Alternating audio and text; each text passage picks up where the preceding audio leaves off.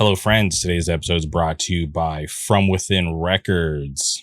New Warlord single plus a live cover is out now on all streaming platforms. So please do yourself a favor. Go support that band. Also, Las Vegas is back with another new release from Imprison. Higher Court out now. I'm dropping an episode Wednesday with one of their members, and I'm very excited to release that. It was a great episode. I love talking to anybody from the LVHC, and the record is awesome. If you're not familiar, please hit pause, go boot up your Spotify, Apple Music, Bandcamp, Tidal, whatever. Go listen to Higher Court, and then look forward to Wednesday when I drop that new episode.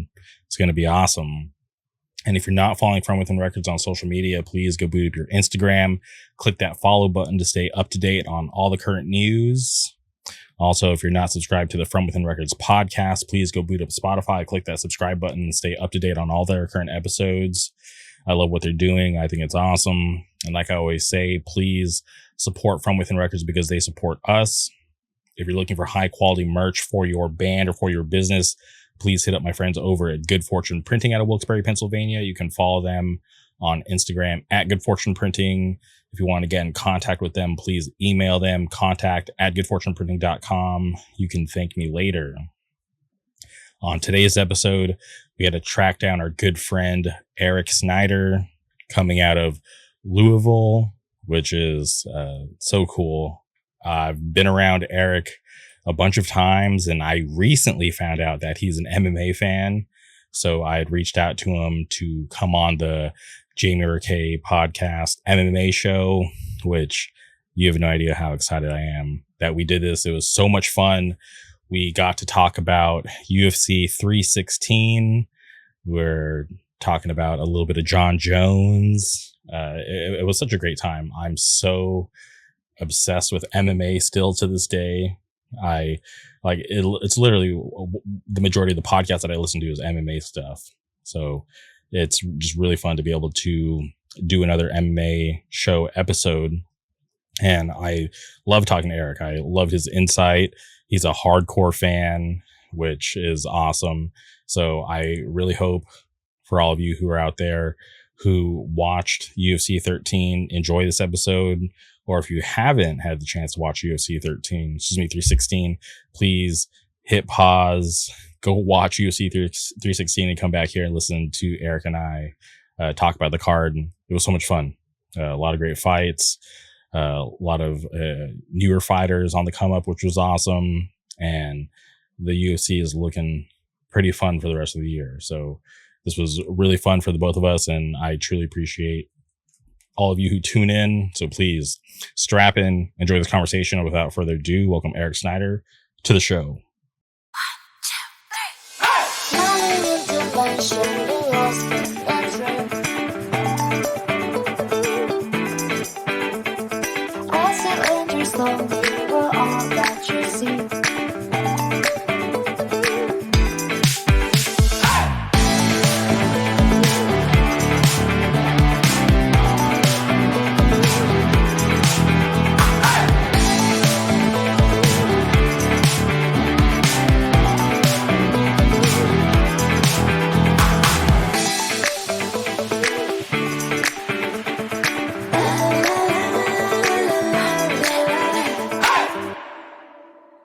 All right, and we're recording. Welcome to the podcast. Eric, how's it going? Fantastic. You know, it's been a while since I've been able to do one of these episodes, so I really thank you for answering the call. I really appreciate it. Oh, yeah, I'm a giant fan. I don't miss early prelims on Apex cards like I told you, so I'm always eager to talk about it with people that care. Okay, well, last night was UFC 316, which I was, looking forward to, but I wasn't the most excited. But I think overall it was a good card. What do you think? There were a couple disappointing parts on the main card, but overall I thought the card was great. Okay, and you made it fun for me because normally I'll just go into and just watch it because, like I said, I haven't done one of these in a while. So when you had, sent me a picture of the, full lineup and told me to make some picks to see how we do. Oh yeah, I'm just curious. I did really bad. I think overall I went 5-8 for my picks. I'm curious. How did you do? Let me double check. I'm Okay. pretty sure I only missed Patchy Mix. Let me pull that. The only one I got wrong was Patchy Mix, and that was kind of disappointing because I really hate what Mario Batista did to Jose Aldo last fight. And I was really hoping that Patchy Mix would be as good as everyone said he was supposed to be, or as good as Patchy Mix said he was supposed to be. And that was a giant letdown. Generally, when I, if I'm making picks or gambling or just talking with friends, if I use my brain, I'm normally pretty spot on, but when I start getting mad at fighters for doing annoying things or like have any sort of emotions about it, I'm almost always wrong. So yeah, that's how I am. I pick with my heart and not my brain. There are some fights that like when Volkanovski fought Islam on short notice, everything in me was like, I want Volk to do it. Like, this would be incredible for the storyline. There's like, but we all knew, like in your heart, you had to know that he was going to lose like that. Yeah. Unfortunately, doing a short notice fight, especially someone as skilled as Islam, is like never a good idea.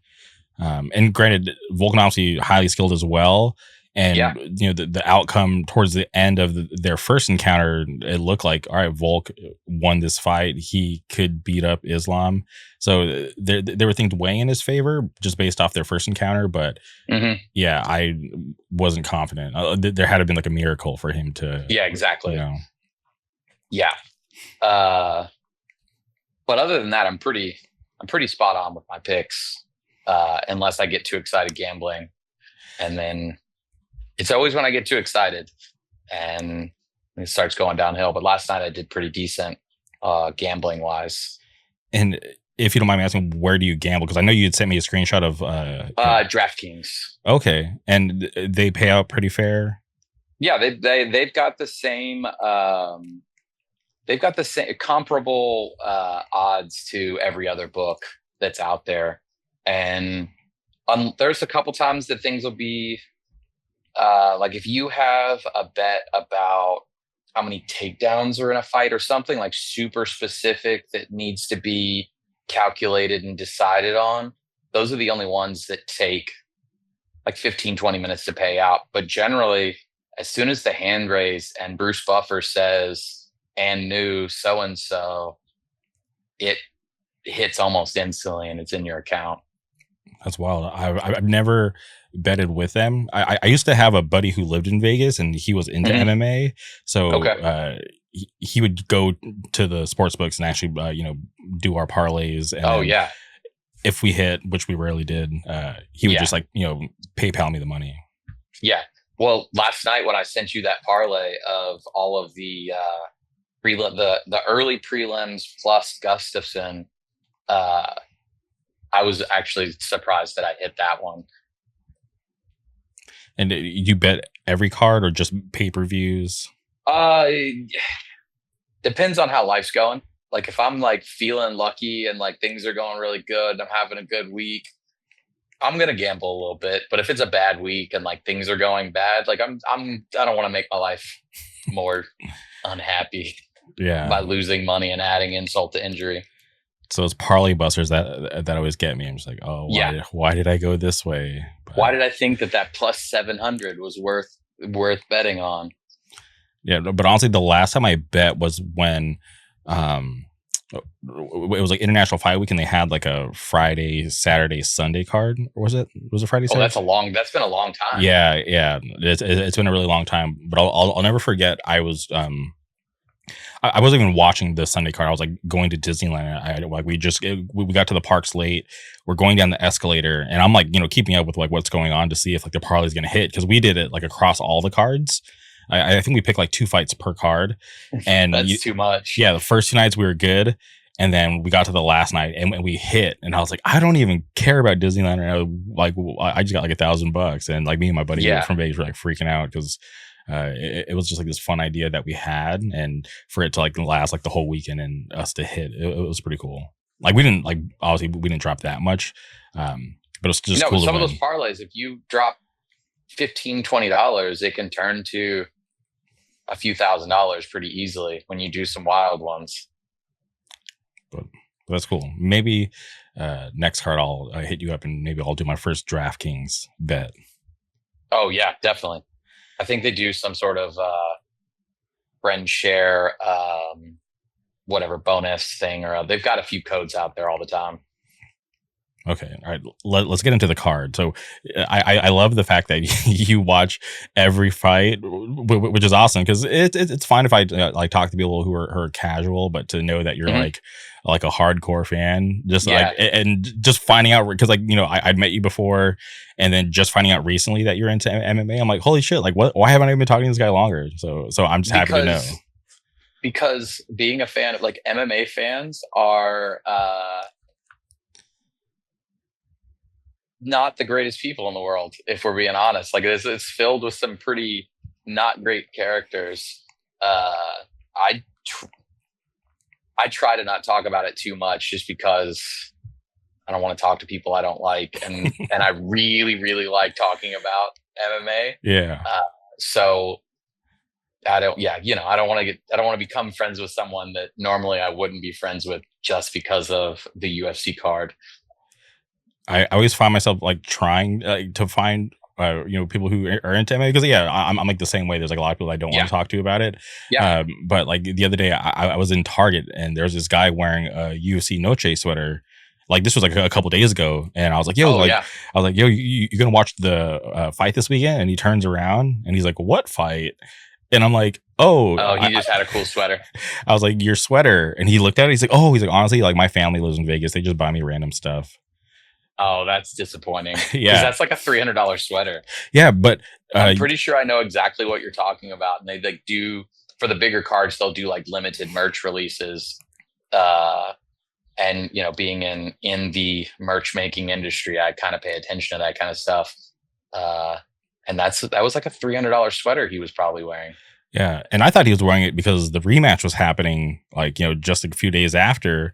But he was just oh shit so I didn't even put that together. So I was just like stoked to run into some random fan, but this guy had no idea what the fuck I was talking about. Like when he said what fight, I was like, oh my god, what do I get myself into? Just kidding. I'm sorry. Yeah, I was like, just ignore me. But I totally get it. Yeah, like honestly, like 99% of the time I'm watching fights alone because I'm just like, this is how I like it. Yeah, I've got a couple friends.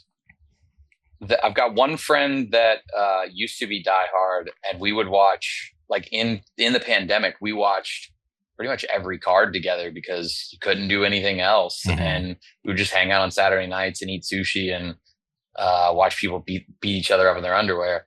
And that's actually when I like became a super fan. Like I was very casual before that. Like I watched John Jones and DC or Conor and Khabib or like big, huge fights that everyone was talking about because I did like it, but I don't think I even realized that there were that many cards. But that was also the beginning of the ESPN era where they went from having, I think at one point they were at like 25 cards a year to now they're at like 45.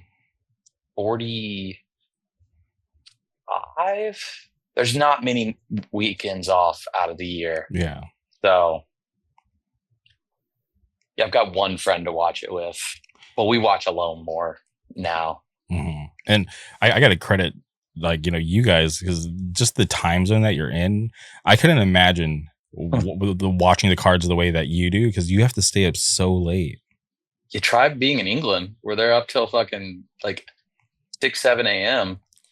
Like it sucks. Well, I in a past life, I was a bartender and didn't get off until 5 a.m. So being up till 1:30 in the morning to do something I enjoy versus something that was kind of miserable is not that bad.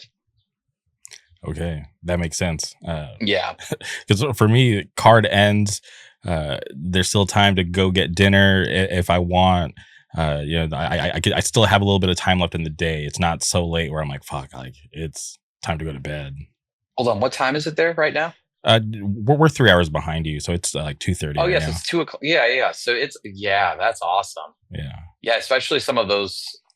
So what do you do on like the Abu Dhabi card that starts at 8 a.m. here? So that's like 5 a.m. your time. Those are my favorites because I get up early. We can knock out the UFC, and then we still have the whole day ahead. Like when the card's wrapping up, like early afternoon. I'm just like, this is awesome. I love those. Yeah, I'm torn on those because I don't really like getting up early. Okay. But it is kind of nice to just wake up and like get my coffee and lay in bed and watch fights, and that's how I start the day sometimes. I also I watch every card that weekend. I don't always watch them live. Okay. So sometimes I'll just stay off Instagram for however long it takes to get back to the card and then watch it.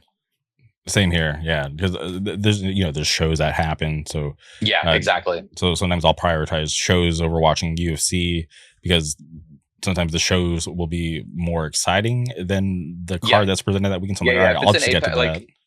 No disrespect to the Apex cards, I love them.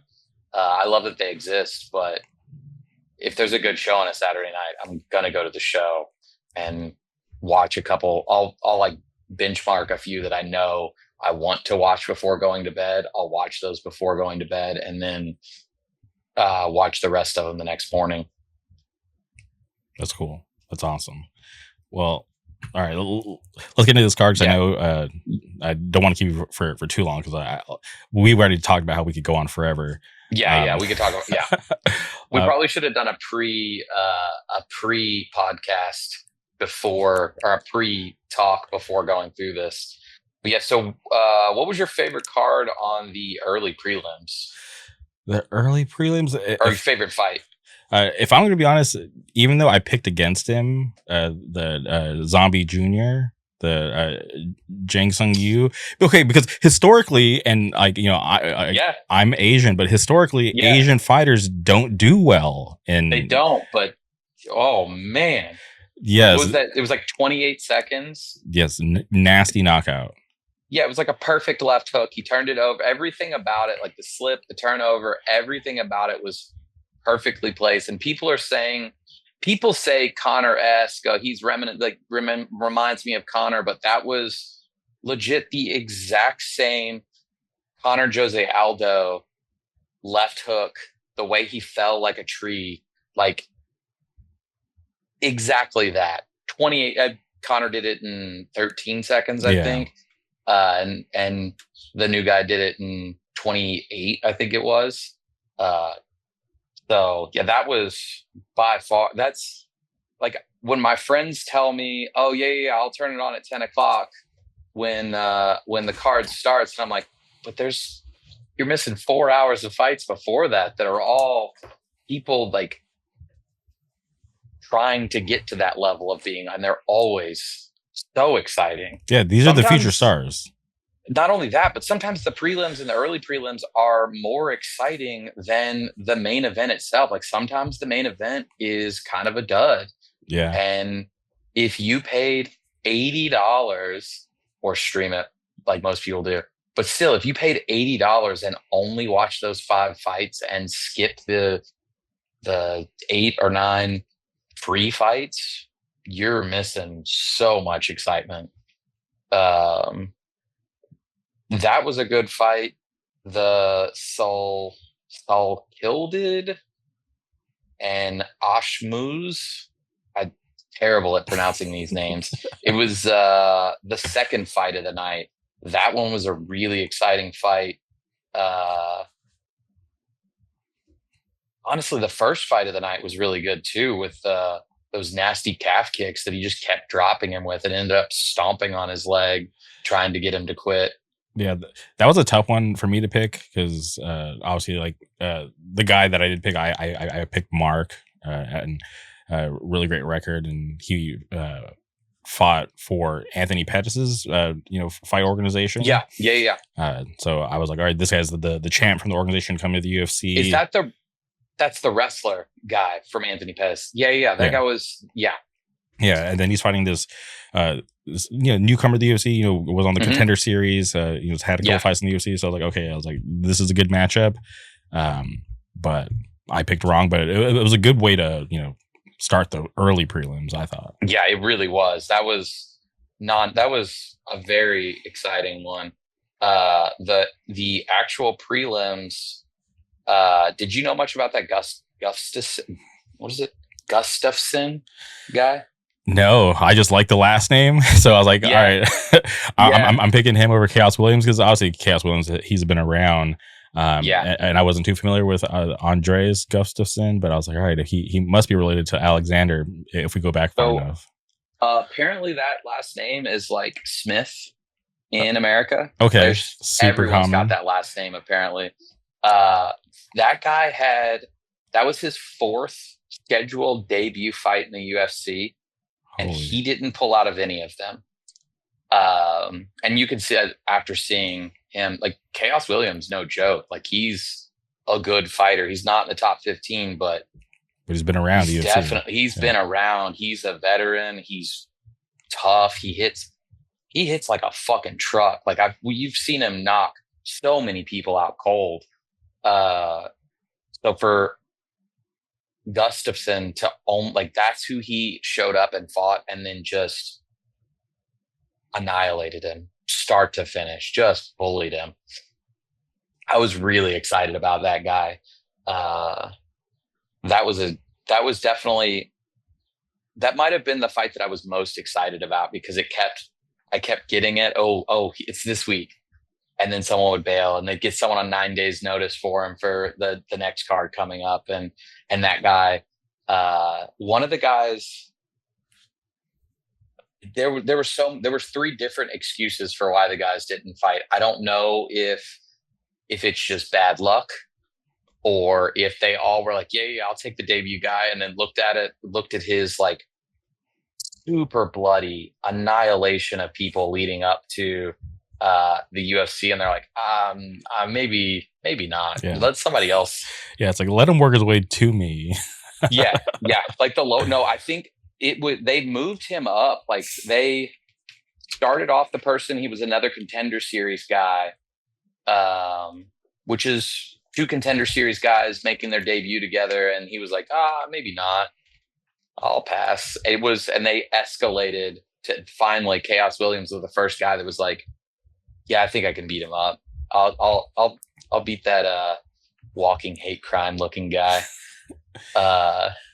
Because he definitely looks, because he's Finnish or Swedish. I think Swedish. But he's got all the Viking tattoos, and like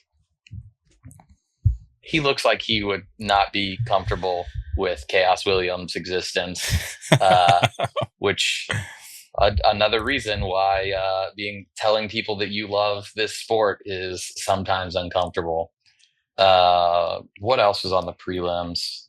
I was really betting on Spivak. Oh man, Spivak, that Cortez guy. So he was a pitcher for one of the feeder leagues for the Cincinnati Reds. Okay. So he's an actual athlete outside of fighting. Like he's a baseball player. So he's actually got athleticism. He's not just, a Derek Lewis fat guy who hits really hard and like his jiu-jitsu defenses just get up. That guy's going to be a problem. He'll probably fight for the belt in the next 2025. I bet he's in the top 3 by 2026 at this rate, the way he's going. I don't like him because of the way he fought. Pitbull, Andrei Arlovsky. Okay. It's like Andrei Arlovsky's on his way out. Like he's 40 something years old, and he was just showboating and like just being really like disrespectful to Andrei Arlovsky, and it just like it hurt my feelings, if I'm being honest. So I was just every fight since then, I've rooted for him to lose. I've bet against him a few times just because like I'll be happy if he loses, and I'll be even happier if I make money on him losing. And this was the first time that I was like, I'm not doing it again. This guy's made me wrong so many times. Like, he's that good. And he beat Spivak convincingly. What else was on? Joshua Van. Did you like that fight? Oh, Joshua Van. That was great. That guy's a problem. He's probably going to fight for a belt by 2026 as well, just because of the division he's in. Yeah. And there's no one else for the champion at 125. I'm being disrespectful, not remembering Pantoja. UFC's Pantoja. There it is. UFC's most dominant champion right now. That's probably Van will probably fight him. I don't know. What do you think? 2026 ish. I think. I honestly, if I'm being honest, I think if Van can get 2 more wins. Yeah. Yeah. And we're halfway. Yeah. So if he fights one more time this year and one more time at the beginning of the year, he could probably be the co-main event of next year's International Fight Week or something, like around that timing, as long as he doesn't lose, which it doesn't look like he's gonna. Because there's not a whole lot of depth for 125, because they had to bring in other champions from other they brought leagues. that Rising guy in, and immediately had him to Pantoja to beat up, because everybody else had already lost. Or I still don't know why. Who did the guy they cut, the Dagestani from England? He fought Manel Kopp and pulled his shorts down in the fight. Do you remember that? Yeah, that guy. That guy should be fighting Pantoja, but I think they hated his style so much, and apparently he was such a problem in that Manel Kopp fight that they cut the guy who probably should have fought before the Rising guy, if we're being honest. Yeah. As far as they cut him on a win, goes. right? Yeah, they cut him on a win. They cut him after beating up Manel Kopp. Yeah. They're like, Manel Kopp. Yeah, Manel Kopp lost, and the guy who beat him got cut. Yeah, they're like, your contract's up. Cool. You're free to go. See you later. Oh yeah, I guess they didn't cut him. They just didn't. Yeah, they didn't. They didn't sign. Yeah, that's right. Yeah, that's a little different. Not much, but a little bit. But no negotiation. They didn't want him. They're like, all right. No, they didn't want. Yeah, they straight up were just like, hey, you're good to go.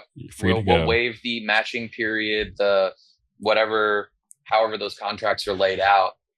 They just said, see you later, bud. Good luck out there.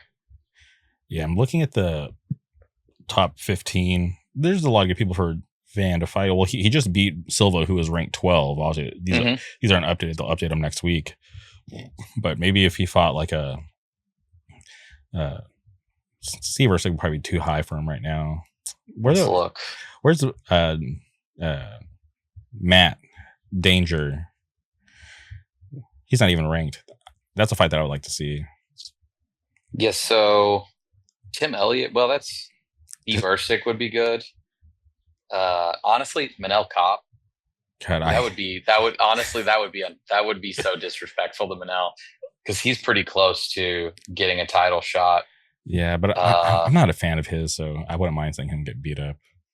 Yeah, well, I really like Joshua Van, so I don't want to risk him stumbling. Manel Kopp's really good. No, he is. He's really good. His striking is top level, and maybe he just beat Bruno Silva.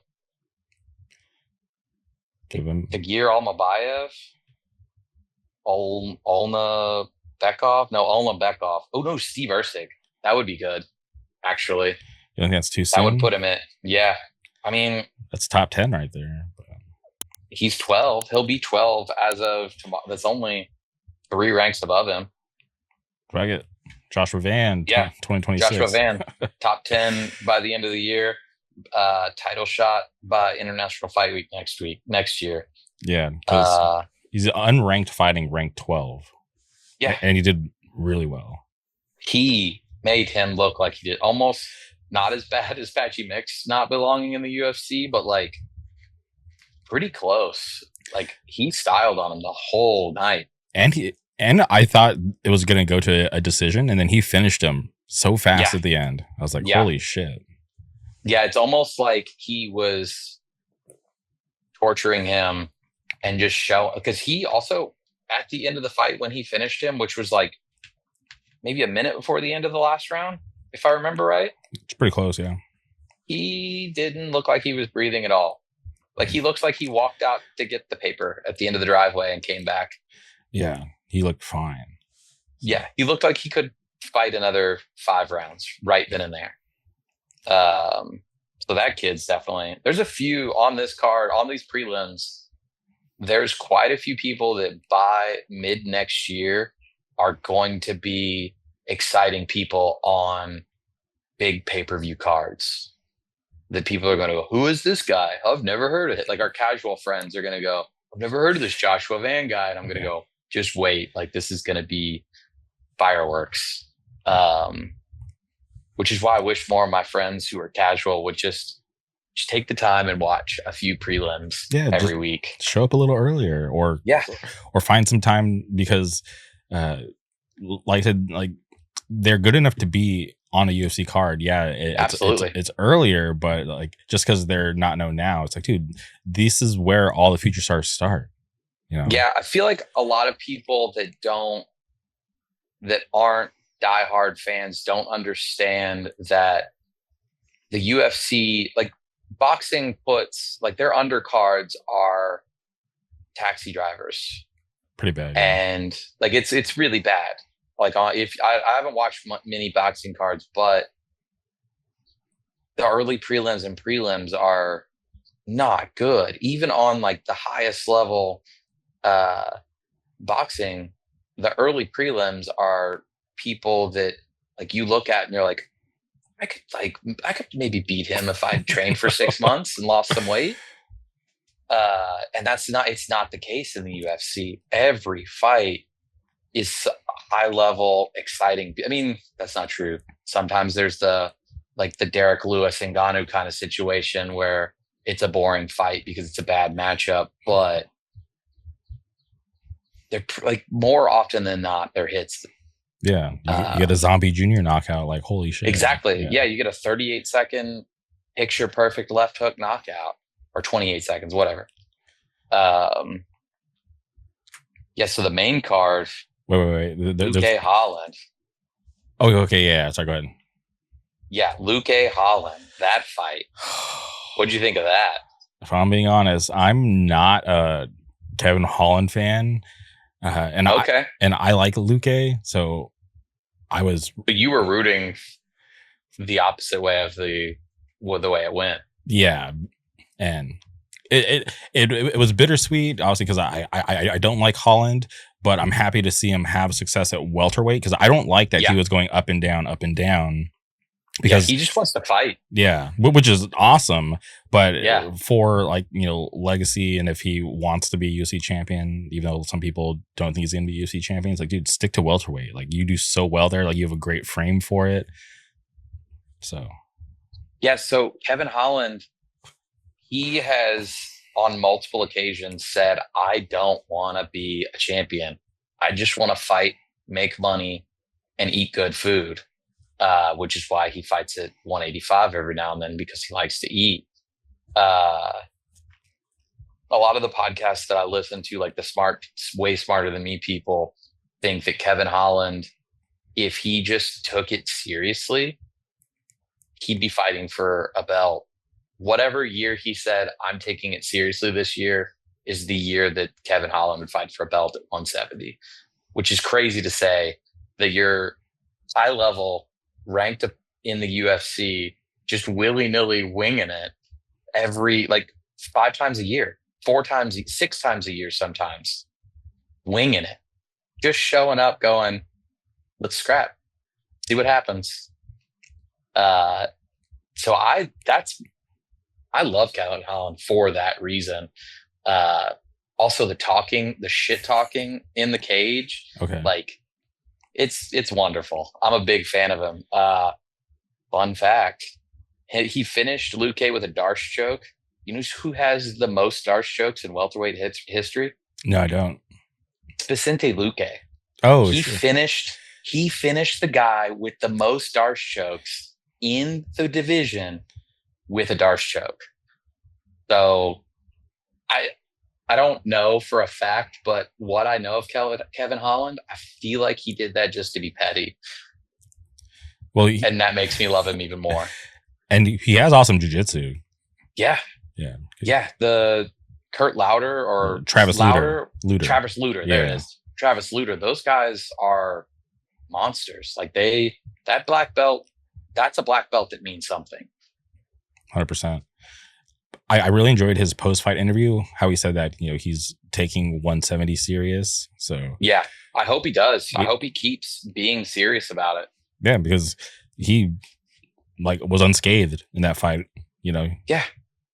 He legit looked like it was a Saturday night outside of the bar and he was fighting a drunk dude who ran his mouth to him. Yeah.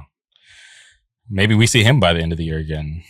Oh, absolutely. I would be very surprised if we didn't see him by the end of the year. Just this is definitely his second fight of the year. This might have been his third. Yeah, I'm trying to think. Because he lost to RDR. Yeah, he lost to RDR. And he beat someone before that. I'm trying to pull up the rankings. Because he's in the rankings now, right? He's not. Yeah, I don't think so because he keeps bouncing around. No, he'll be 14 as of next week though, because that's where Luque was, which pushes Michael Venom Page out of the rankings. Yeah, there's also 170 right now is maybe the most exciting division. I'm waiting for Shavkat to come back. But who knows when he's going to come back? He's hurt. Yeah. I mean, who cares? Because there's Sean Brady right there. Sean Brady is so good. Yeah, Sean Brady's incredible, but there's also Ian McGarry who could easily fight for the title. Okay. Michael Morales is one fight away. Dude, he just whooped on Gilbert Burns. That made me kind of sad. Yeah, that's another one of those that I have too many emotions on, so I just didn't pick because I wanted Gilbert Burns to win. But also Joaquin Buckley, he's fighting Usman. Usman. Is it this weekend or next weekend? I think it's next weekend. Is next week Khalil Roundtree though? Oh, in Azerbaijan, yeah. Yeah, those are the next two cards, either whatever direction they are. But if Joaquin Buckley shows up and knocks Kamaru Usman out in devastating fashion, like I think he's gonna, you can't deny him a title. Like you can't deny that would be a great title contender. Oh, actually, there's Islam. I forgot about that too. We've got Islam. Islam's moving up. Islam's going to be there too. So all of these guys are just waiting on Islam, and at any point, Shavkat can go, I'm healthy now. Depending on how long it takes, they might make Shavkat fight again just because of time. I think he has to do another title eliminator, to be honest, because he's been gone for too long. Yeah, like if he right now was, actually, if he came today, said, "Hey, I'm healthy, I'm ready to fight McMahon, tell me where, point me in the right direction, John Shelby, put me in there," it'd probably be a title eliminator. Honestly, I don't think you're wrong about that. I think it's going to be Sean Brady, Shavkat. Yeah, I was just looking at that, and that it's going to hurt my feelings no matter what. Yeah, because I'm happy and sad all at the same time. Yeah, because I love both those guys. They're some of my favorite fighters. Yeah, absolutely. I mean, that whole division is filled with people that I love. And there's old people like Stephen Thompson, who's still there. How do you feel about Carlos Prates, even though he just lost, he's still good, but he has some things to work on. Yeah. But yeah, I think he needs to work on his ground game a little, or use his ground game and patience. Yeah, patience. There's someone in the top 10 that we haven't mentioned yet. That's my boy Colby Covington. He would be your boy. Fuck that guy. Fuck that guy. I hope somebody was just talking about wanting to fight him, and it actually made. Oh, it was Holland. It was Kevin Holland. Yeah, Kevin Holland called him out. That would be great. Honestly, I want that fight. That would be awesome for Kevin Holland's next fight. I don't think Colby Covington in a million years takes it. Honestly, I don't. He should just hang it up, man. Because he got whooped in his last fight. That made me really sad. It was a great performance by Joaquin.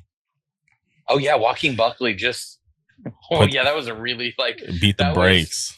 Maybe you don't deserve to be here anymore, bud. It's time to go. Well, dude, if you look at the rest of the top 10, he can't hold a candle to any of those guys. No, not at all. And he needs to fight. I don't know, Michael Page. He needs an unranked Carlos Prates. He has to prove Jeff Neal, somebody. Yeah. Low, out of the top 10. He needs to fight low, not.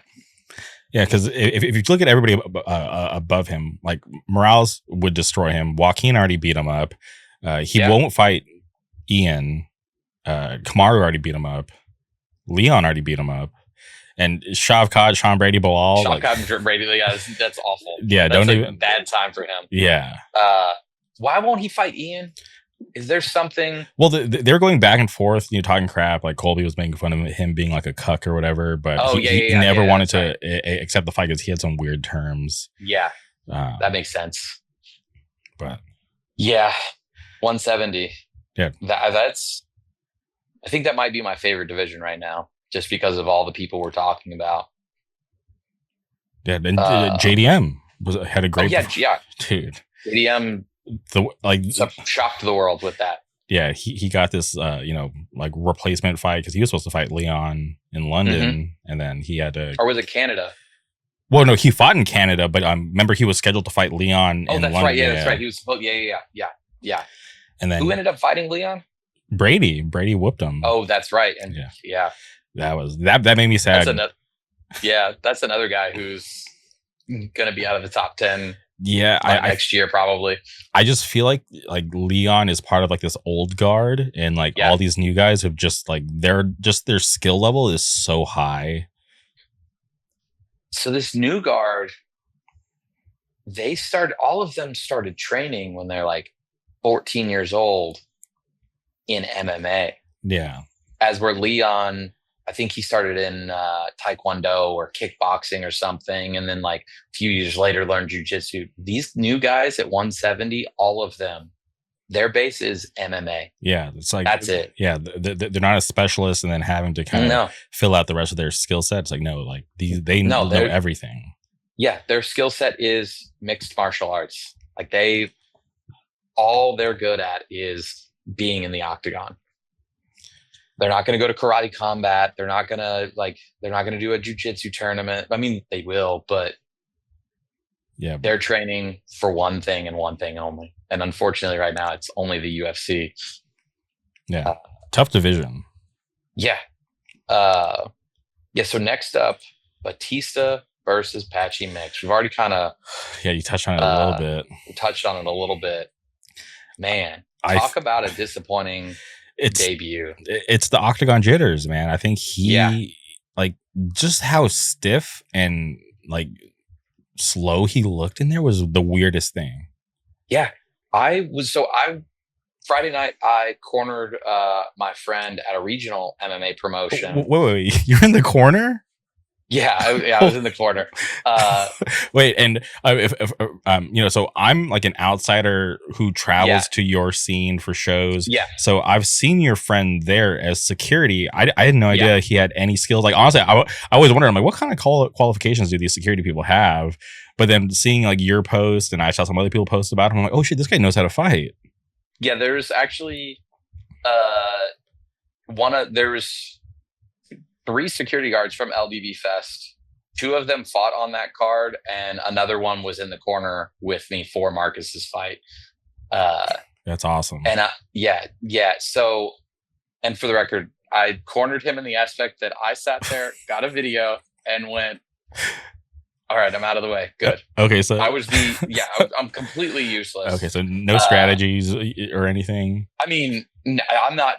If it would have went to the second round, I would have maybe held the bucket, said nothing, Okay. Maybe said, let's go, champ. I don't know, said something stupid and motivational to him. Called him a little bitch, maybe. But that Marcus knocked out his opponent in 36 seconds. Some big dudes, man. Yeah, real big dudes. That's the thing, is I'm sitting by the cage, like leaning up against it, watching it, and feeling the whole thing just shake. Every move they made. Like when he threw a kick and when he landed the hook and the guy fell, the whole ring was shaking a little bit, because it's a regional promotion. It's a great promotion, actually. Like, it's not one of the better small promotional leagues. But yeah, going from watching those guys to watching Patchy Mix, there were so many fighters on Friday night in a small regional scene, like amateur fighters, that looked better in the ring than Bellator's best bantamweight. It was really sad. Yeah, it was honestly a reminder that there's some real levels to this. You know, there's a reason why. Like, I had to sit down and like think about it. I'm like, who came from Bellator that's actually had success? And it's only been one person, and that's Eddie Alvarez. Like, people come over. Yeah, but didn't Eddie Alvarez start in the UFC, finish out his contract, go to Bellator, finish out his contract, go to ONE, finish out his like, he purposely bounced around. I'm pretty sure he had 2 stints in the UFC, right? No, I'm pretty sure he was always outside the UFC. Because he had 2 stints in Bellator. Okay.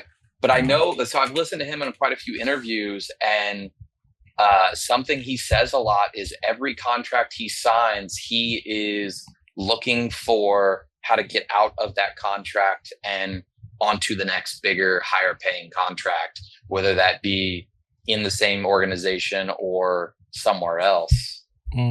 Okay, so I'm looking at it. No, he was definitely Bellator first, because like he fought in Asia. And then he was like Bellator, and then UFC. Okay. Well, then, yeah, he's definitely the best Bellator product, because there's other people. Chandler. Like Chandler, your boy Derek Lewis. Derek Lewis was in Bellator for a little bit. Yeah, like, no disrespect to Derek, but like, fought for a belt. Like, he kind of sucks. He fought for a belt because there was no one else to fight for it. Unfortunately. True. That wasn't a like, oh wow, he's moving up the ranks. He just landed that shovel uppercut, and 3 times in a row, and they're like, well, I guess we're giving this guy a chance at the belt, which would have been awesome. Can you imagine Derek Lewis as a champion? We had our meme doing champion. all of doing all of the media. Like, that would be an incredible timeline. Who did he lose to? Was it DC? Yeah, DC. Yeah, DC. Yeah, that was before I cared a lot. Actually, I watched that one. I remember it was one of those cards that my buddy, who's a diehard guy, was like, made everybody come over and watch. There's also Volkov at heavyweight. He was a Bellator champion. Michael Venom Page, but like, he came in too late, honestly. Like, he's 35 or 36. Yeah, I think he's just here. Might even be 37. He's here for fun fights now, you know? Yeah, absolutely. And that's what he should be. You know, years ago, they had this lightweight champion who beat Michael Chandler. There's this guy named Will Brooks that came over to the UFC. And I thought he was going to be fucking amazing. But, dude, he came over and he just got exposed. You're just like, wow, this is the Bellator lightweight champ coming over to the UFC and getting beat by like, you know, like upper tier top 10 guys. It's just like, this is weird. Yeah. And Patricio Pitbull, was that last month or earlier this month? I think his fight was you're just mediocre at, like, he looked mediocre at best, but he's also kind of old. Yeah. MMA old, not old. I only say that because I'm also 38, so calling a 38-year-old washed up and old is, oh man, I'm there. Kind of hurts my feelings. Yeah, I'm there later this year, so yeah. The Bellator. Well, PFL's got one. They've got one that came over with Kayla Harris. Yeah, and she's definitely she's great of the caliber. But yeah, Patchy Mix, just like Batista. If that Batista fought Jose Aldo, I'd be a huge Mario Batista fan. But just the way he fought, and I'm not in the minority here. A lot of people hated the way Mario Batista treated Jose Aldo in that last fight. Mm-hmm. But every round, it was almost like he was fighting a sparring partner that was just kind of a punching bag. Yeah. He flat-footed, he's also a ground. They're both they're both ground guys, and neither one of them, which respect to Mario for sticking on the feet, even though he's better on the ground. But Batista, he shot for a takedown maybe once. Yeah. And I think it was in the third round, and they were slippery, and he didn't even. Yeah. His takedown didn't even look good. It wasn't even close. No. But yeah, that was for a guy who was talking about Marab rolls with. I don't roll with Marab. Marab rolls with me. Like talking about like being this, like I'll be the champion. It's not. It's just a matter of time before I'm the champion, and then to show up and do that was just embarrassing. Honestly, embarrassing. That's a pretty accurate. That was embarrassing. When Mario was hitting him with those straight rights and he just wasn't moving, you're like, wasn't moving at all. Like, what is he doing? Like, that's like in your first 2 months in the gym, you should, by 3 months, you should be able to move your head out of the way a little bit. Like, yeah. And this is the best Bellator has. Not just bad head movement, but full stop, no head movement. Yeah. Just there for a target, ready to go, ready to eat punches. Yeah, it looked weird because he was like taking those shots and it was affecting him, but it just like he just didn't know what to do, which was like the weirdest thing. Looked. I mean, maybe the UFC lighting and the production and the amount of people that are in the arena and like all of that is that much of a deal, but but he looked so bad. Yeah, it's like I figured it wouldn't have been an issue for him because he's been under those bright lights because of his girl. I'm not sure if they're married or if they're just dating, but Tatiana. Tatiana Suarez. He's been. Yeah, you're right. He's been ringside. Yeah, multiple times for big UFC fights. For a title fight, you remember for her? Yeah, he was. Yeah, you're right. His last time being a cornerman and the UFC was for a title fight. He's been through the whole. It's not like he showed up and was like not knowing what to expect. Yeah. He's literally done it step by step next to his girlfriend or wife or partner or whatever they are. This is strange. Yeah, that man. was. But it really was to hear that hype and then to see nothing essentially. Where does Mario Batista go next? Is it 135? What does Batista do next? Let's pull up because I think there's a lot of good options for him up there. Oh, there's a lot of great. He could fight Vera. He could fight Yadong. He could fight Henry Cejudo's gone. Rob Font would be a great fight for him, actually, and that's not that much further up. But he's on like an 8-fight winning streak. So honestly, the way Marab's going through everybody, obviously Sandhagen's next. Yeah, like Sandhagen's that's next. very clear. Everybody seems on board with that. But honestly, depending, probably one more fight and then a tie. If he wins his next fight against who's ahead of him, there's Henry Cejudo gone. It could be Rob Font, maybe Vera. That wouldn't be a bad one. God, Vera. Biggie wouldn't be Vera? Honestly, Yadong would be a good one. I think that's the one that I want to see. That's probably Yadong. As soon as you said that, because Vera just lost, so I was like, and he just pulled out of. He was supposed to fight actually. That's where Patchy Mix slipped in. It was supposed to be Mario Bautista versus Marlon Vera, right? Mm-hmm. Yeah. So why would he give him? I mean, maybe they could rebook that because that would have been a good fight too. Yeah, but unfortunately, I think Marlon would lose that. Yeah, but I want to see him continue to kind of move up, and I really like. I think Song Yadong is the right next guy. Yeah, who did Song Yadong just fight? Cejudo. Oh yeah. Well, that fight sucked. That was a bummer. Yeah. No one's given him a title shot off of an eye poke loss or win. Actually, Mario Bautista versus Song Yadong, Sandhagen versus Merab. Put that on the same card, and the winners fight each other. I would be into it because if you look at the people in between them, Peter Yan, Umar, I don't want to see them fight for a belt anytime soon. Yeah, Umar's. I mean, unless Corey Sandhagen beats, if Corey Sandhagen wins, then Umar could easily slide in because he's got that Nurmagomedov name, and he already beat Sandhagen. And he already beat Sandhagen. Mm-hmm.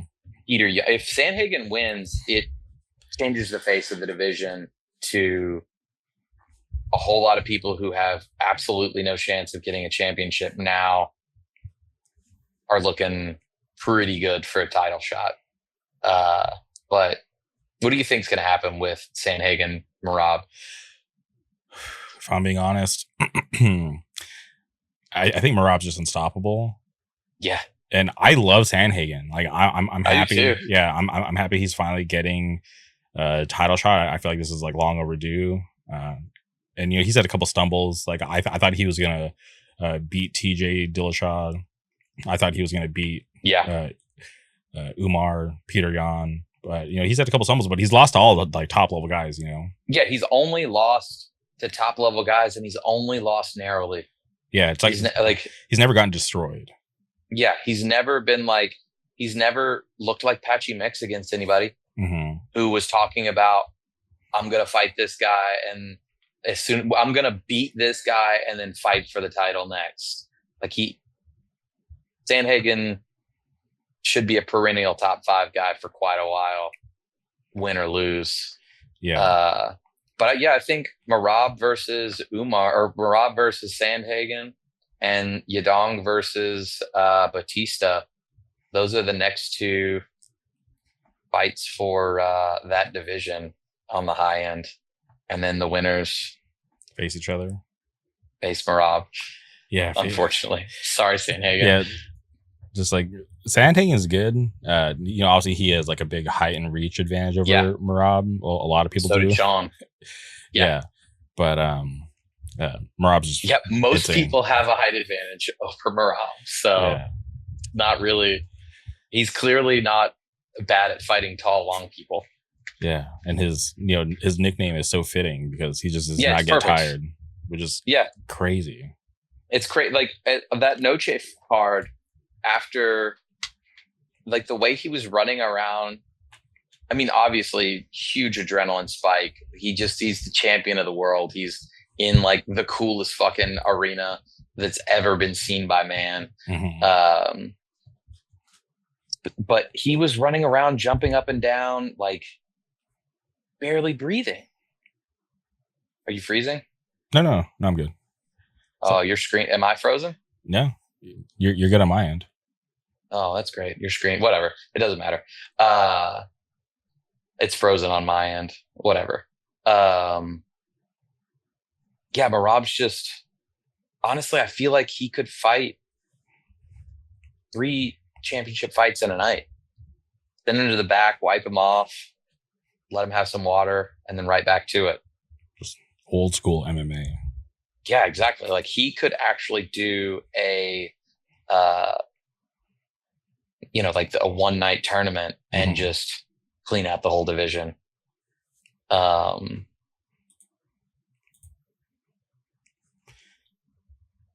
Let's see. Yeah, so that fight. What was the next fight? Oh, KG. Gastelum and Pfeiffer. How'd you feel about that? I feel like Pfeiffer was just playing with his food. I feel like he could have ended the fight. So I feel like if he could have ended the fight, he would have ended in the first round when he knocked him down 3 fucking times, and Gastelum just kept getting up. That fucker's blockhead is indestructible, because if anybody was gonna, if there's a punch that was gonna knock someone out, it would be one of those 3. Dude, that I think in round 2, Pfeiffer was kind of defeated. Like, just the way he looked, like, the fuck am I going to do to take this guy out? Like, if those 3 knockdowns, basically, he just popped back up, shook it off like it was nothing. I mean, he definitely clearly won the fight, but I was kind of disappointed at just how the first round was incredible. It looked like it was going to finish. And then the next 2 rounds were just like, what the fuck are we doing here? How is this guy still here? He was just, looking for that one shot. There were no combos. There was no follow up to anything. He was just head hunting. Even when he saw that the headhunting wasn't going to take him out. I mean, fuck, I just look, I'm actually looking back now.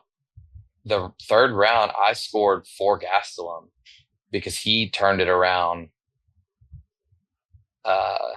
and definitely showed, I don't want to say that it was like, there's levels to this kind of moment, but it was like, this is what happens when you fight a veteran. Because Kelvin's been in there with the absolute best of the best, knocked out Michael Bisping, took Israel Adesanya to an insane war. Oh, there it is. My screen was frozen because it looked like some button got touched. Okay. But yeah, that was. Yeah, there were more stinkers on. Now that I'm like looking back at this, there were more stinkers on the main event than there were great fights. Maybe. No, just the 2. Yeah, just the 2. But still, there weren't. I can't remember any stinkers on the early prelims or prelims. They were all good fights. None of them were as bad as Patchy Mix or Joe Pfeiffer. Pfeiffer, yeah. Which I like that guy. Yeah, I like Pfeiffer too, and he's been out for like a really long time. So to see him back, I was like, all right, here's a chance for him to kind of recapture everybody's attention. And and he admitted he had a bad performance, and he knows it. So hopefully he goes back and realizes, like, dude, yeah, like you got the early knockdown, but like you can't just focus on that. You gotta use your whole, like, use everything, fight him. Don't just try to knock him out. Yeah, that was kind of a disappointing fight. So next up, Juliana Pena versus Kayla fucking Harrison. Jeez. Goddamn. What a monster. Yeah. Like, I love Juliana Pena. And this is one of the situations where I picked with my heart over my mind. because obviously I've been following Kayla Harrison since she started doing MMA, because she was such a a big deal, Yeah. 2-time gold medalist in the Olympics. And the last time we had a judo girl in the Olympics was like Ronda Rousey, who I was a fan of. So I was like, all right, this could be like the new Ronda Rousey. And yeah, just following her career, it was cool to finally see her achieve, this dream of being a UFC champion, because, being so successful in the other organizations, and then to finally get to the big show, it was really cool to see. Yeah. But if I'm being honest, this was one of those fights that part of me was hoping for one of those super rare double knockouts where they hit each other perfectly and they both go down and no one wins, was kind of what I was hoping, because they both kind of get on my nerves. But Kayla Harrison is less on my nerves just by a little bit than Juliana. Okay. Juliana Pena, the way she fights with her elbows out, she just looks so sloppy. Like, not as bad as Ronda Rousey's striking was, but like really close to that level of, what the fuck are you doing? Like, you've been doing this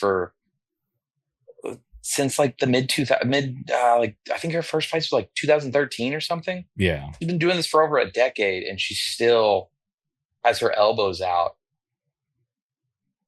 ready to get kicked in the liver, just open. That was another thing I noticed was Kayla Harrison, because of their stance. If she would have thrown that back kick, she could have landed the liver all day long, because of Julia Pena's like weird elbow out, like just bad form. I also don't like her attitude, like the way she talks. It really bothers me when people that aren't great talk like they're the best. And yes, she's a champion. Yes, she beat Amanda Nunes. But she's not that great. And she just gets on my nerves. The way Kayla locked in that Kimura at the very last second was insane. And she tapped, like, Julia Pena tapped like her arm was milliseconds away from breaking. I don't know if you heard or watched Kayla Harrison in the post-fight press conference. Oh, I did. Yeah. Okay. Yeah. She no. Oh. I didn't. Okay. Hold on. Are you talking about the press conference afterwards? Yeah. No, I didn't watch that. Yeah. So she had mentioned that she knew that the round was about to end, so she just said that she would just try the Kimura on a whim, not even realizing that Juliana would tap. So she said that she was like surprised that it happened so fast, especially with. I mean, with that little time left in the round, she'd already heard the clapper had already went off when she started to manipulate that arm. Yeah. So, yeah, I think most people would be surprised if that happened. But great win. If I'm being honest, this might be like the weakest division in the entire UFC. Yeah, unfortunately, there's just not a lot of women that size. It's a weird size, and I'm not trying to like body shame or anything weird, but like, but there's like, it's like a weird in between size. Yeah. Well, before 145, there was less than 10 people in the division when Amanda Nunes retired. So there's even less women at that size. So, what's crazy about Kayla Harris is one of those gold medals, she fought at 170 pounds. Dude, and she cut down to 135 pounds. Were you paying attention to her post-fight speech where she was talking about wanting to quit on the last pound, and like it was divine intervention that she lost that last pound? Like, you could see in her face that that's not going to happen many more times. Like, at best, I think at absolute best, we have 3 more Kayla Harrison fights. Really? I think probably 2. I think if she beats Nunes, she retires. Absolutely. If she beats Nunes, she retires. Yeah. If it's close and Nunes wins, I think she'll ask for the rematch just to prove a point. But yeah, it might honestly. Kayla Harris, or the Amanda Nunes fight could easily be her last fight. Yeah, because she's one of those fighters. When you look at her weigh-in photos, her face just looks so sunken in. It's just like, geez, that does not even look like moments away from dying. Like if she doesn't get water 30 seconds after the weigh-ins, you've got to go to the hospital. That's how close she's pushing it. Well, it makes me think of the last card with Macy Barber. How she missed weight. She was struggling to get down. She failed to make weight, and then allegedly she had some sort of seizure backstage. Yeah, which was so something else that happened to Macy Barber. I don't know if you noticed the size of her chest changed. Oh, yeah, I've heard, she got breast implants. Yeah, so for her to miss by what was it? Did she miss by 1.5 pounds, or was it just a? Was she at 130? Whatever. She missed by 1 pound. Mm-hmm. If she didn't have the breast implants, she would have made weight. That's crazy. I don't know how much those weigh, but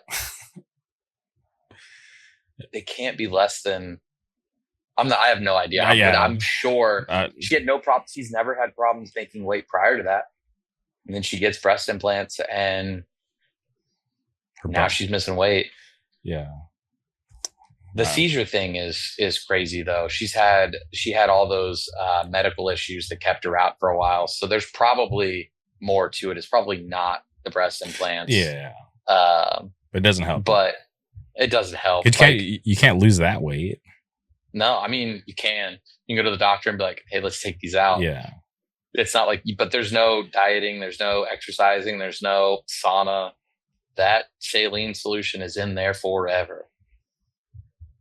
But yeah, Kayla Harrison, I just don't know. I think you're right that if she beats Amanda Nunes, it's probably her last fight in the UFC. Can you imagine? All right, check the scenario out. Kayla Harrison beats Amanda Nunes. She has successfully defended her 135 belt. Valentina Shevchenko defeats Wei Li, and she's looking for a new challenge. And she's like, she does a call out. I'm the rightful 135 champ. I beat Amanda, but I got screwed out of the decision. Like, let's have a super fight. That would be pretty crazy. That's terrible. I don't think Valentina Shevchenko is a brilliant woman. I don't see a world that she decides to fight a woman who is at one point fought at 170 pounds. I don't see her even entertaining that because she's close to the end of her career too. Like at this point, she's 36, maybe 30. Yeah, she's 36. I'm pretty sure. Okay. So she's maybe you might be right, but something else that I didn't think of.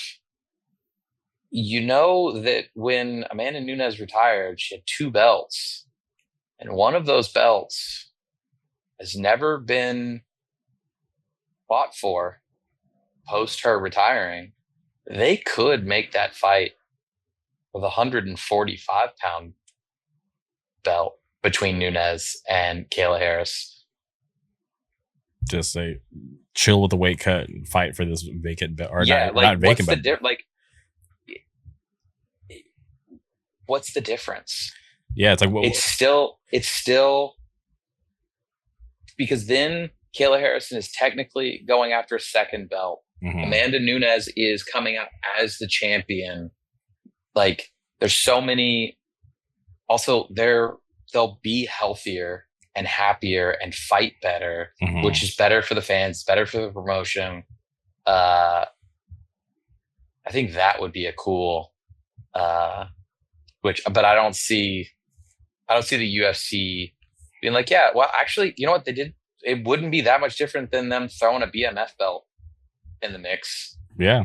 I can't think of any reason why anybody would be mad that they would do that. The only reason I could think I think Dana and the brass would, it doesn't continue any storylines. It doesn't, there's no one else at 145. So it's like, oh, I got this belt. There's no one else. There's not a division for this belt. So, well, she would still be champ at 135. She's just double champ now. Yeah, she would be double champ. It also seems like right now they're really not excited about people being double champs. So yeah, I think we lived through the era of double champs. Yeah, I think we're past the area of the UFC needing superstars, because right now the UFC is the star. If you've got a double champion, they've got that much more leverage, that much more, things to negotiate with. They're probably making better money without the Conor McGregors and the John Joneses and the, those superstars that used to exist, that now we've got Sean O'Malley, Ilya. Honestly, I felt like the last superstar we really had was Izzy, but then he fell kind of fast, which was really sad to see. Yeah. But I think you're right. Yeah. I feel like at this point, like the UFC is a business, and the business being the superstar is better for them than having fighters that can have any extra leverage other than, I'll take that fight. No, I won't take that fight. Well, someone who you mentioned, John Jones, he's basically holding up the heavyweight division because he doesn't, he claims that he told the UFC his plans, and the UFC's just kind of, taking advantage of him as a placeholder. Mm-hmm.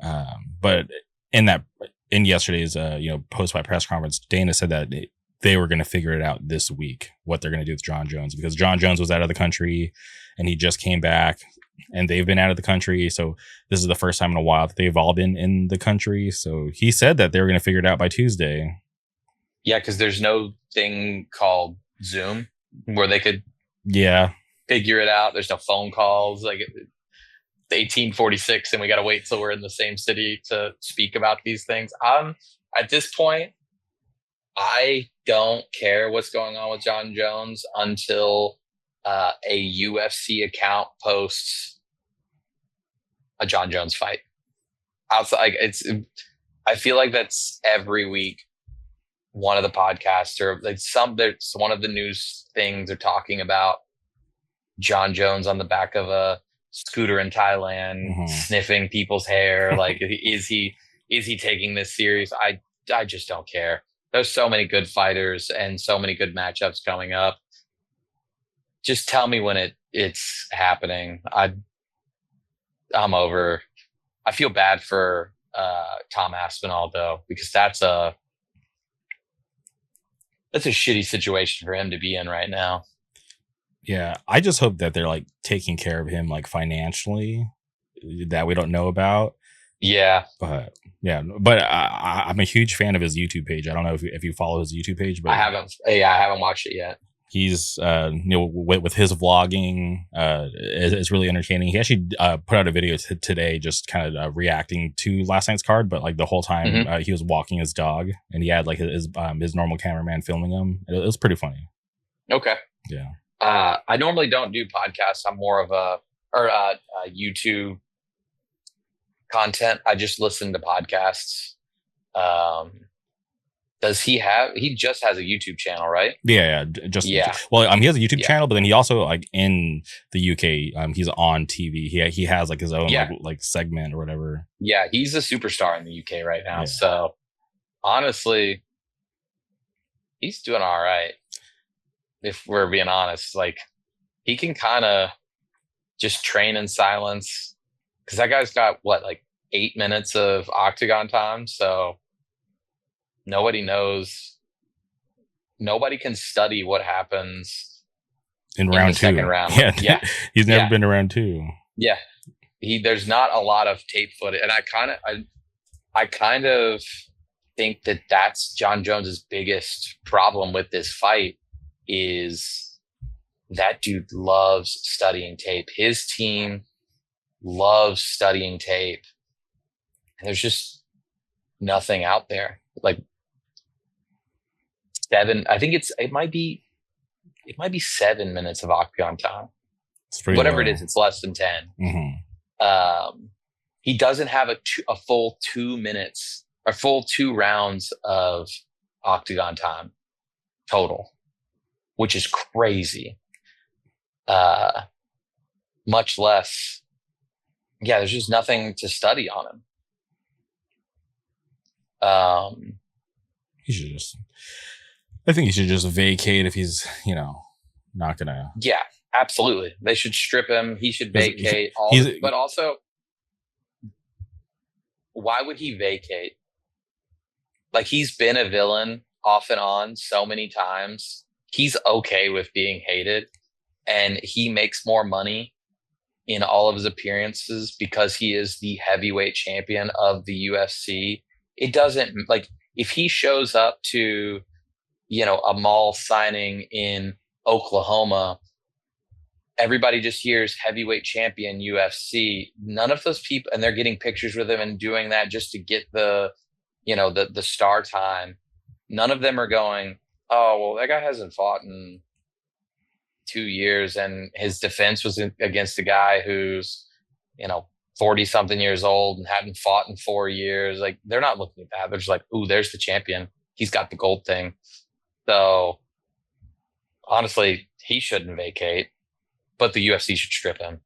Like, definitely. Yeah, because there's no reason Tom is the record holder for being the longest interim champion. It's like, no, like it shouldn't be like this. It's just like, well, let's keep the division active. That's a pretty funny thing going on right now. So fuck John Jones. The main event, Sean O'Malley and Merab. How did you feel about it? It went the way that I predicted. I'm not a fan of Sean O'Malley, and granted, he was hurt in their first fight, but in my mind, I'm like, there's nothing that he could do to improve. That Merab isn't already better in. So I just didn't see a path to victory for Sean O'Malley. So in my mind, I was like, all right, this is just kind of like a formality. Like, let's give this guy his immediate rematch because he was supposed to be like the next big thing. So in my mind, I didn't think for a second Merab was going to lose. Yeah, there was never a point where, actually, seeing footage of him training, wrestling, listening to the fact that he had the torn labrum, him not dyeing his hair and getting rid of social media, and he didn't do any appearance, or he did like 2 podcasts leading up to this. He didn't Jay the Peen, which I don't know how not jerking off is going to make him any better or not. I feel like that was just a talking point. There was part of me that was like, this fight should be different. And O'Malley has that one-touch power. Mm-hmm. So there's always, if Merab made one misstep, Sean O'Malley has the power to knock him out. So I wanted Merab to win. Mm-hmm. But there was part of me that was a little bit nervous that maybe this is the time that Sean O'Malley figured it out. And he honestly, those 2 rounds, the 2 rounds that they fought, I think he did 12 takedown attempts, mm-hmm. and he only landed 5, which is a low percentage for Merab. So he defended light years better than he did at the No Shave card. Mm-hmm. But Merab's striking's got way better.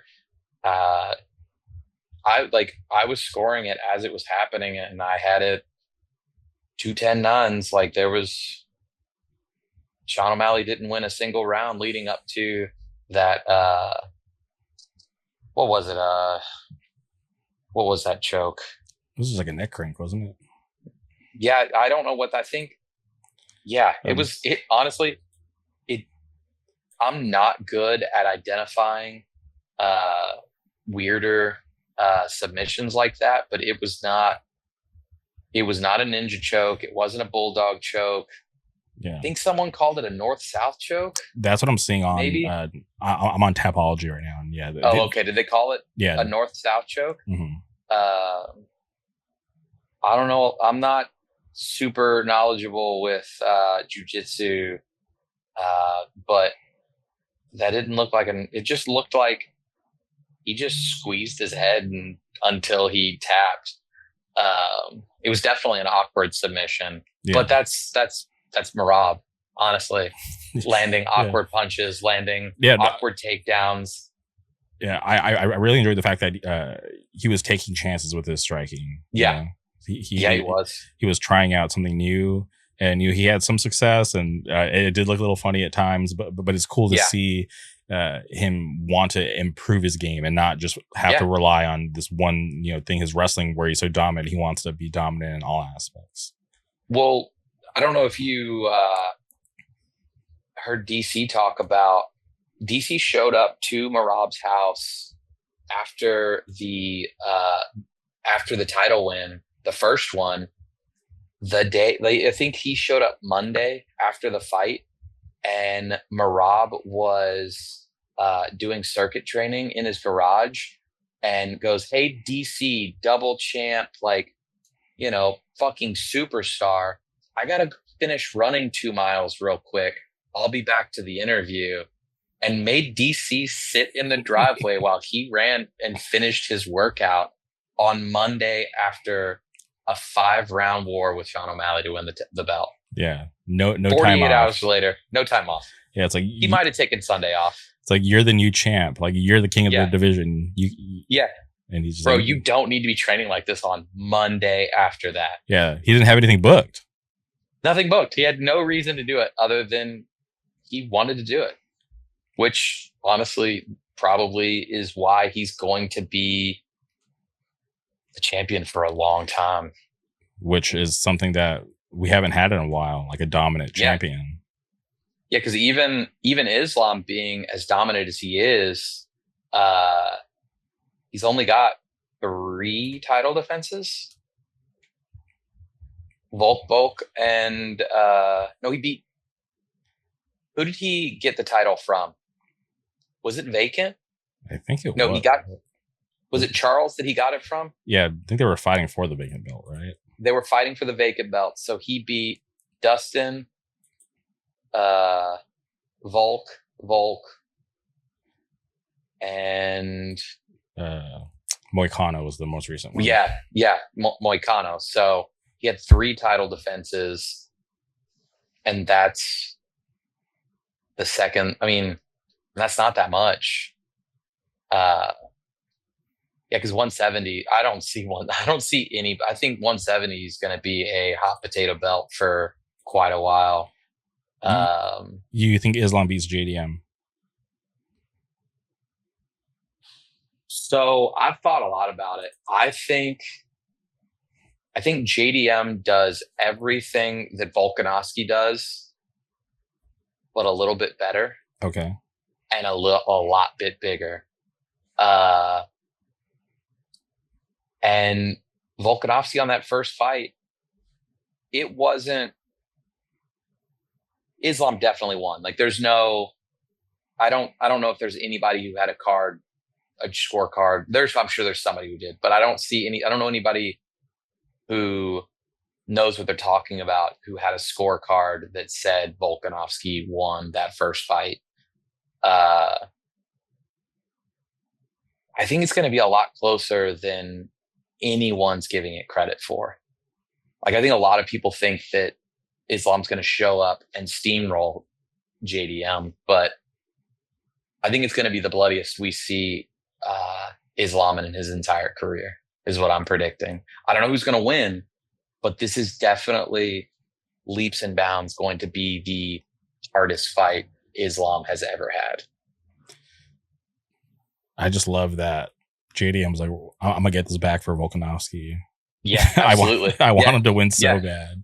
Yeah. And if I'm being honest, I want JDM to win. Like, that's definitely the outcome that I want. Not that I hate Islam, but I really like JDM way more. My wife just comes home and I said, I don't hate Islam, and I have a Jewish wife. So her face when I said that, not having any context clues. That's so Islam. I'm not being Islamophobic. I am being Makachev-ophobic.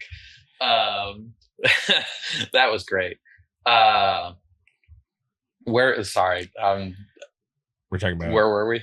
You're talking about Islam's toughest fight. Yeah, it's definitely gonna be Islam's toughest fight, and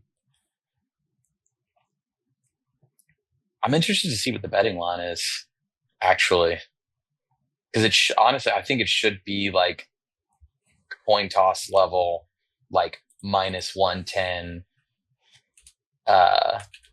In my mind, I think, like, if I were setting the score, the odds or whatever. Okay. So, because if JDM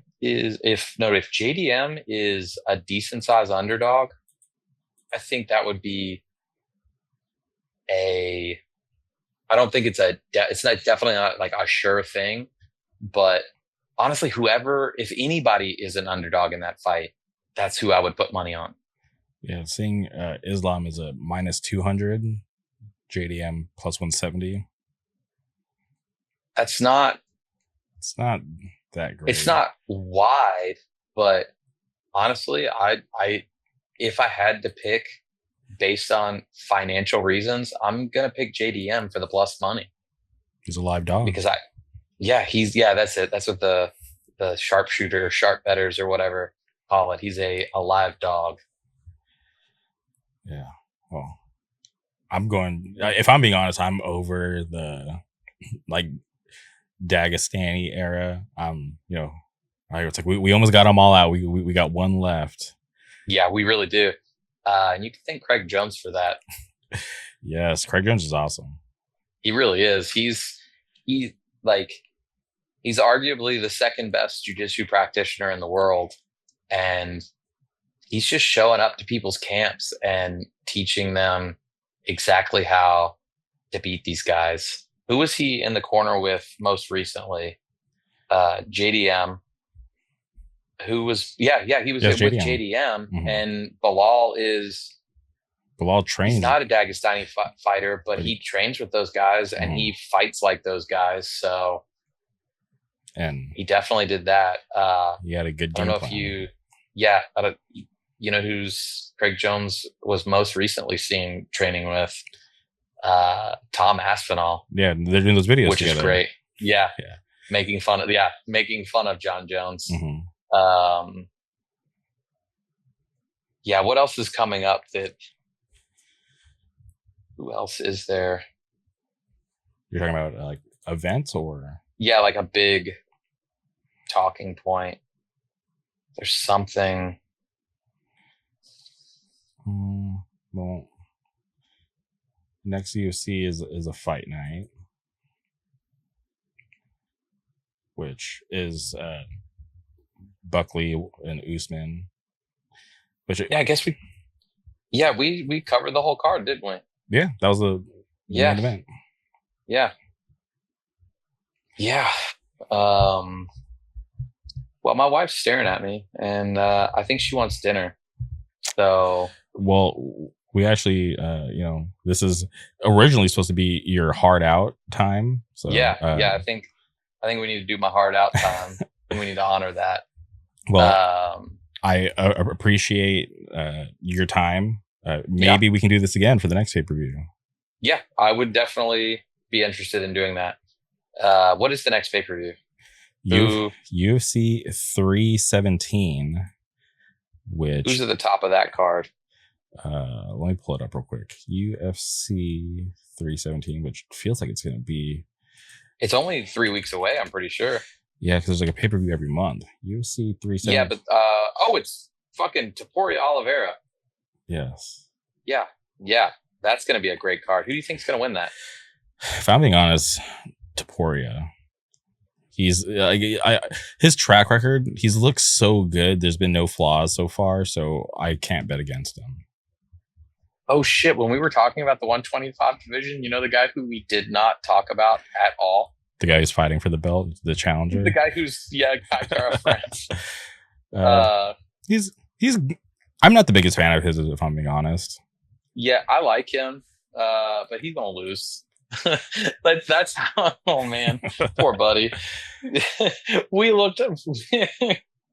We talked about the whole division and everyone who was available for. Was it Joshua Van? Yeah. Yeah, and completely forgot the guy that is fighting for the belt in 3 weeks. It's all good. Van would piece him up. Van would piece him up. Yeah, I think Van beats Kai Kara. Actually, that could be one of the 2 fights coming up for Kai Kara France. Or for JD, or not JD Van. For Joshua Van. Jonathan, Joshua Van. There it is.